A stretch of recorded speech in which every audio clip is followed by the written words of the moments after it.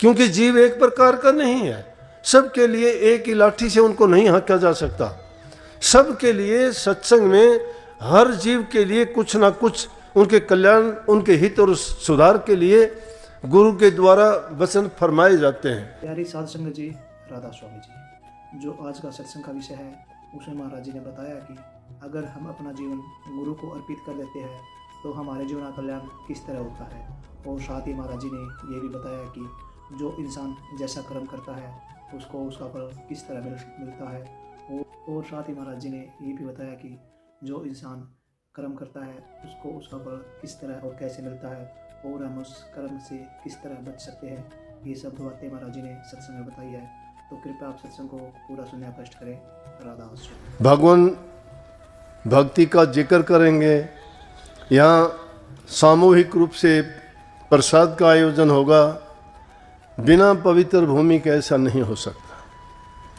कहते हैं एक बार महादेव और पार्वती जी कहीं घूमने के लिए जा रहे थे तो रास्ते में उन्होंने देखा एक जगह पर महादेव जी ने एक भूमि खंडर सी जिसमें ऊबड़ खाबड़ कुछ नहीं, और उस भूमि को देख के उन्होंने मत्था झुकाया। तो पार्वती जी कहने लगी कि आप किसको मत्था झुका रहे हो? यहाँ ये बंदगी किसको की है? ना यहाँ कोई मंदिर है, ना मस्जिद है, ना गुरुद्वारा है, यहाँ तो खंडर भूमि है। ऐसी क्या चीज़ है?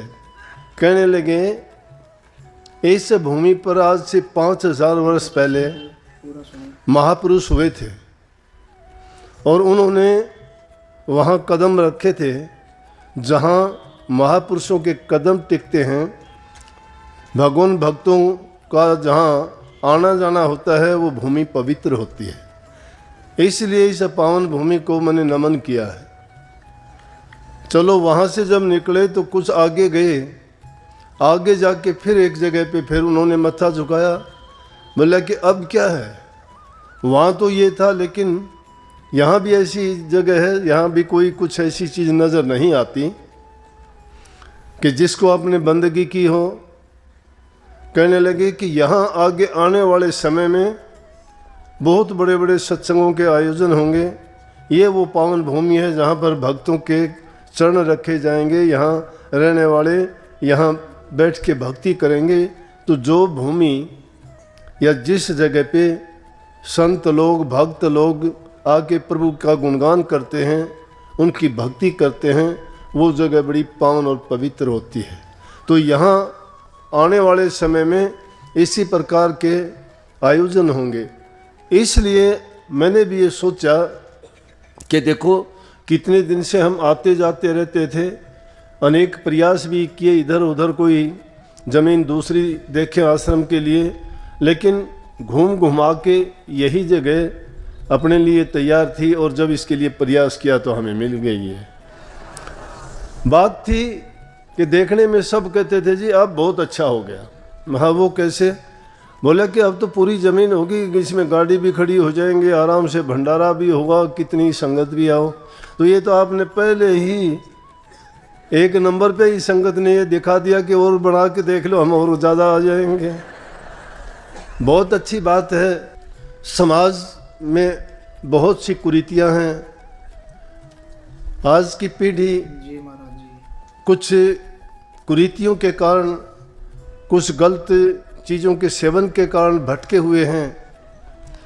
और ऐसे वक्त में उनको चाहिए कि अच्छी शिक्षा मिले, प्रभु की भक्ति का गुणगान करके उनको जीवन का कल्याण करने के लिए, सुखी जीवन जीने के लिए और बुराइयों से त्यागने के संदेश अगर दिए जाएं तो मानवता का कल्याण होगा, एक अच्छे समाज का जन्म होगा, जिससे हर प्रकार की सुख, शांति, समृद्धि और खुशहाली होगी।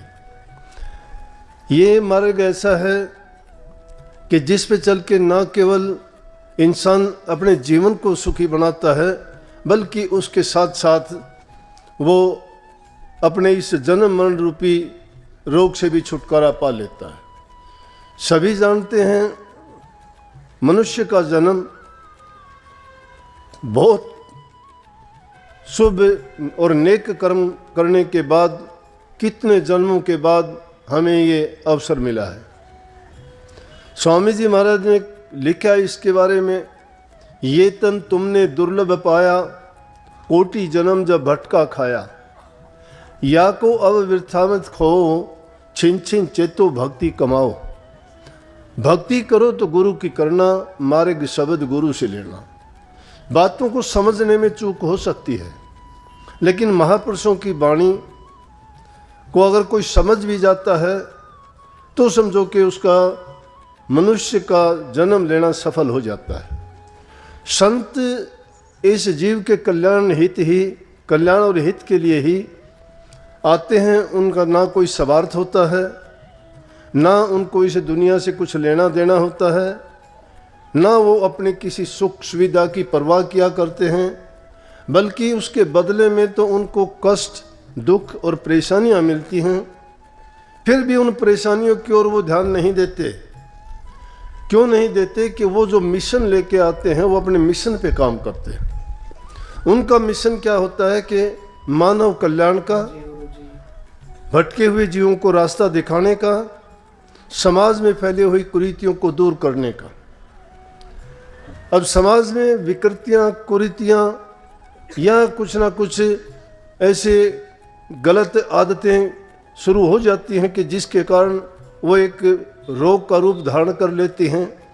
और वो रोग भी कैसा? छूत का रोग, एक दूसरे के देखने से ही जो लग जाता हो। अब देखते हैं कितनी शिकायतें आती हैं रोज़ाना, अखबारों में पढ़ते हैं, टेलीविज़न में देखते हैं। नशे की बुरी आदत है, नौजवान बच्चों को उनको ज्ञान और समझ नहीं है। हम प्रयास करते हैं, माँ बाप की सबसे बड़ी पूंजी उनकी संतान होती है, क्योंकि संतान के लिए इंसान कितना अगर कोशिश करता है, अगर नहीं होती तो बड़ा दुख होता है, संतान नहीं है। उसके लिए क्या क्या नहीं करते हम, कभी वैद्य के पास, कभी डॉक्टरों के पास, कभी ज्योतिषियों के पास, कभी पंडितों के पास, कभी ओझा शाणे सेवड़े महात्माओं के पास जाके मिन्नत करते हैं कि बाबा मुझे संतान नहीं होती, मेरे ऊपर कृपा करो। रात दिन उनकी यही एक ख्वाहिश रहती है कि संतान हो जाए, संतान हो जाए, क्योंकि हर जाति का, हर जीव का ये एक जन्मजात मानो या उनकी ये उस महाकाल द्वारा दी गई एक ऐसी रीति है कि जिसके अनुसार हर जीव चाहता है उसकी जाति आगे बढ़े। इंसान भी चाहता है कि मेरी भी संतान हो, संतान की भी संतान हो। संतान से चाहे उसको सुख मिले या दुख मिले वो अलग बात है, लेकिन वो उन योनियों की बात है जिन योनियों में वो भोग योनियां हैं। इंसान की योनि भोग योनि नहीं है। ये कर्म भूमि है। कर्म योगी बन के इसमें जो अपना कर्म कमाता है, कर्म को भी पहचान के करता है। धर्म कर्म जो करता है वो अपने जीवन को सुधार लेता है। तो वो जीवन ऐसे नहीं मिलता। कोटि जन्म भटका खाने के बाद इंसान का जीवन मिला है, दुर्लभ पाया है। लेकिन जिनको ये मिला है वो समझते नहीं इसका महत्व क्या है। वो नहीं जानते कि मेरे जीवन का कितना महत्व है। उनको पता जब लगता है कि जब उनका कोई अंग भंग हो जाता है, किसी को पैरालिसिस हो जाता है, उसको पता लगता है कि शरीर का क्या कीमत, क्या कदर है। जिनको आंखों से दिखाई ना दे, अंधे हो जाते हैं, उनको पता लगता है आंखों की क्या कीमत है। जिनकी जबान बंद हो जाती है, जिनको सुनाई नहीं देता है, उन लोगों से पूछ के देखिए, वो जानते हैं कि इसकी कीमत कितनी है। लेकिन जिनको ये सुलभ है, आसानी से जिसको मिला है, वो समझते ही नहीं है। वो ना समझी के कारण उसको बर्बादी की तरफ लेके जाते हैं। नर नारायणी शरीर कहा गया है। नारायण के बाद में दूसरा दर्जा इंसान का है। तो इसलिए इंसान को चाहिए कि जिस संतान को पैदा करते हो, पैदा करने के बाद तुम्हारा फर्ज अभी बहुत बाकी कुछ होता है। और सब फर्जों में सबसे बड़ी बात है कि उनको अच्छी शिक्षा देना, अच्छे संस्कार देना, उनको सही रास्ता दिखाना। अगर वो रास्ते से भटक जाते हैं तो तुम्हारा सब कुछ किया हुआ नष्ट हो जाता है। और जो तुम सुख की आशा करते हो वो सुख तुम्हारा दुख में बदल जाता है। इसलिए उनको धन की ज़रूरत नहीं है, उनको कोठियों की ज़रूरत नहीं है, उनको तुम्हारे और जो साधन तुम इकट्ठे करके उनको देते हो, चाहे वो किसी भी तरह से आप उनको कमाते हो, इकट्ठा करते हो, चोरी से, छल से, बेईमानी से, हेरा फेरी से, रिश्वतखोरी से, किस लिए करते हो? कि उनकी संतान सुख पाए। लेकिन मैं कहता हूँ ये चीज़ें देने के बजाय उनको कुछ भी ना दो, उनको अच्छी शिक्षा दीजिए, आप अच्छे संस्कार दीजिए। हमारे शास्त्रों में लिखा है पूत सपूत धन क्यों संची, पूत कपूत धन क्यों संची। पूत सपूत है तो धन संचय करने की जरूरत नहीं है। सपूत होगा वो अपने आप कमा के अपना लालन पालन खुद कर लेगा। लेकिन कपूत अगर होगा तो आपने देखा होगा आजकल तो बहुत कुछ ऐसा दिखाई देता है, आपको बहुत ऐसे उदाहरण मिल जाएंगे जगह जगह कि पूत कपूत अगर हो जाता है तो उसको कितना भी दे दो सब कुछ आग लगा देगा। ना घर रहेगा, ना ज़मीन रहेगी, ना जायदाद रहेगी, ना पैसा रहेगा। हमने ऐसे ऐसे लोगों को देखा कि जो बड़े बड़े भूभाग के मालिक थे, जिनके नौकर काम करते थे, और वो लोग आखिरी वक्त में भीख मांग के उन्होंने अपना जीवन बर्बाद किया, किस एक नशे की लत के कारण, एक बुरी आदत के कारण। और जब आदत इंसान को पड़ जाती है छूटनी बड़ी मुश्किल हो जाती है। उन बुरी आदतों में पड़ने के बाद में इंसान को उसको ये ऐसी ज़रूरत हो जाती है जिस प्रकार से नशा करने वाले आदमी को नशे की ज़रूरत होती है, बिना उसके वो जी नहीं सकता। विषय विकारों का भी नशा इंसान को ऐसे ही लग जाता है, अकेला एक नशा नहीं है। नशा इंसान को बल का हो सकता है, ऊंची जाति का हो सकता है, धन का हो सकता है, रूप हुसन का हो सकता है। इन सब चीज़ों का ये एक नशा ही होता है इंसान को, जिसको हम अभिमान कह सकते हैं, अहंकार कह सकते हैं। और उस नशे में वो क्या क्या गलतियां नहीं कर बैठता, क्योंकि वो सोचता है मेरे पास हर प्रकार की चीज़ें हैं। इसलिए संतों का सत्संग उन जीवों के लिए ज़रूरी है ताकि उनको रास्ता दिखाए। संत अगर गुस्सा करते हैं किसी पर, उनका गुस्सा करने का क्या मतलब? तुमने कुछ ले नहीं रखा उनसे, क्यों उनका गुस्सा आप बर्दाश्त करते हो? क्योंकि उनका गुस्सा इसी प्रकार से है जिस प्रकार से किसी पेड़ में गलत शाखाएं अगर निकल आती हैं तो वो माली उन गलत शाखाओं को काट देता है। उसको पता है कि ये पौधे को नुकसान करेंगे और इनकी ज़रूरत नहीं है। इसी प्रकार से गुरु भी जब शिष्य में किसी प्रकार की ऐसी बुरी आदतें में पनपती हुई देखता है तो उनके ऊपर क्रोध करता है। वो क्रोध जो गुरु का शिष्य के प्रति होता है वो कभी भी घातक नहीं होता, वो दातक होता है। दातक होता है दात बख्शने वाला, उसको सुधारने के लिए, उसके जीवन को बनाने के लिए, ताकि वो ऐसी कोई बुरी आदत को अपना के गलत रास्ते पे ना चला जाए। इसलिए गुरु कभी कभी उनको ठीक रास्ते पर लाने के लिए ताड़ मार करते हैं, और वो ताड़ मार उसकी बेहतरी के लिए, उसकी भलाई के लिए, उसके हित के लिए और उसके कल्याण के लिए होता है। अगर गुरु किसी की जो कमी है शिष्य में नहीं दिखाता है, नहीं बताता है, या किसी प्रकार से संकोच करता है, तो समझो कि वो शिष्य के लिए हित नहीं करता, उसका अहित करता है। तो इस चीज़ों से, और अगर गुरु तुम्हें मान देता है, सम्मान देता है, प्यार देता है, तो अपने भाग्य को सराहना चाहिए, क्योंकि उसको बर्दाश्त करने की क्षमता आप में होनी चाहिए। जो उसको बर्दाश्त कर लेता है उस प्यार को, तो उसको सोचना चाहिए कि गुरु की कृपा, गुरु का प्यार, मुझे प्रभु का प्यार मिलता है। क्योंकि गुरु उसमें देख लेता है जब उसमें कोई अच्छाई है, उसमें कोई गुण है, तो गुरु चाहता है उन गुणों को और ज़्यादा बढ़ाया जाए। और बढ़ाई ये गुरु जानता है कि उसके किस प्रकार से उसको रास्ते पे लाया जाएगा। किसी को मान बढ़ाई से भी रास्ते पे लाया जाता है, किसी को थोड़ा कटु वचन बोल के भी समझाया और बताया जाता है, और किसी को साक्षात सामने बैठा के शिक्षा दे के समझाया जाता है। एक ही प्रकार के जीव नहीं होते, लेकिन सत्संग एक ऐसा माध्यम है जिसमें सभी प्रकार की शिक्षाएं उसमें मिलती हैं। क्योंकि जीव एक प्रकार का नहीं है, सबके लिए एक ही लाठी से उनको नहीं हाँका जा सकता। सबके लिए सत्संग में हर जीव के लिए कुछ ना कुछ उनके कल्याण, उनके हित और सुधार के लिए गुरु के द्वारा वचन फरमाए जाते हैं। तो गुरु के जो वचन होते हैं, उन वचनों को, यही बात आगे चल के जो कही कि भक्ति करो तो गुरु की करना। किस लिए गुरु की भक्ति करना? परमात्मा की भक्ति आप क्या करोगे, कैसे करोगे परमात्मा को? परमात्मा को आपने कभी जाना नहीं, कभी देखा नहीं, ना उसके मंजिल का पता है, ना ठिकाने का पता है, ना रंग रूप की जानकारी है। आपने किसको देखा है? गुरु को देखा है। गुरु को देखा है, गुरु ने गुरु परमात्मा के गुणों का बखान किया है। वही आपको उस रास्ते पे चला के उसकी मंजिल तक पहुंचाने वाला भी वही है।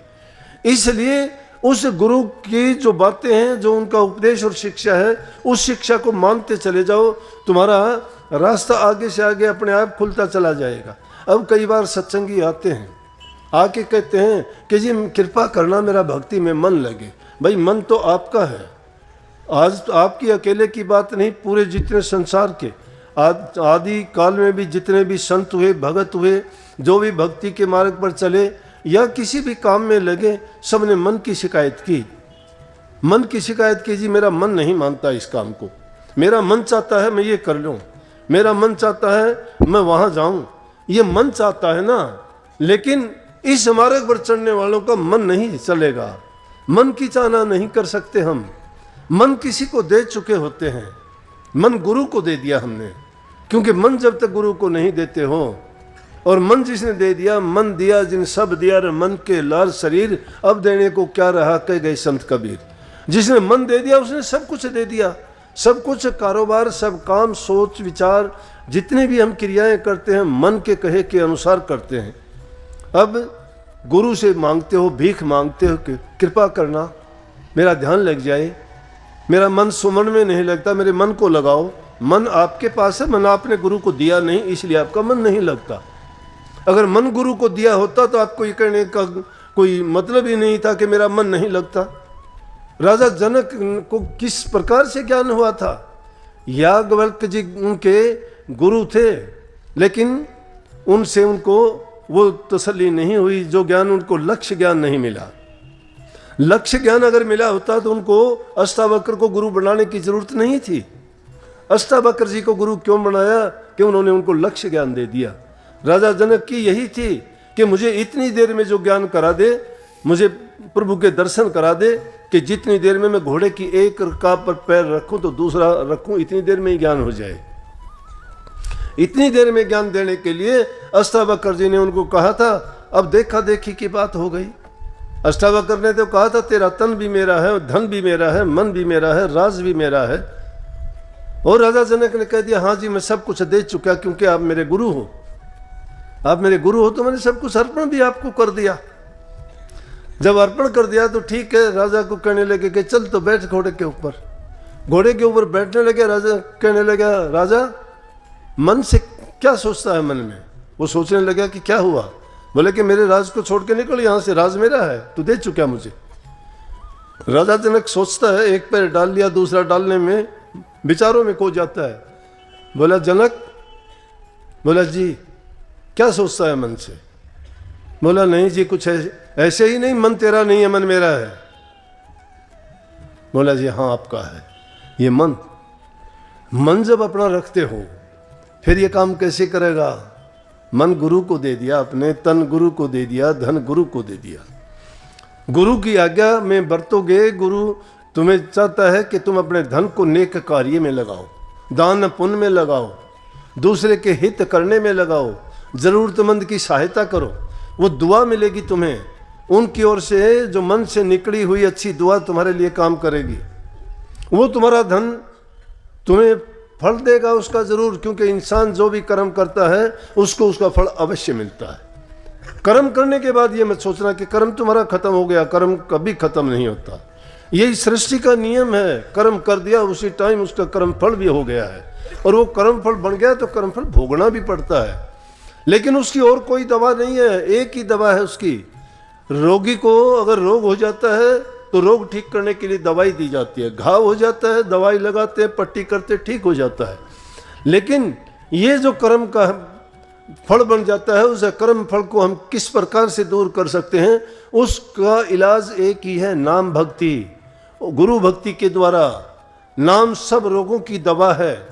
हमारे रोजाना की ये शिकायत खत्म नहीं होती, मेरे सिर में दर्द, मेरे पेट में दर्द, मुझे सर्वाइकल हो गया, मुझे ब्लड प्रेशर हो गया, मुझे शुगर हो गया।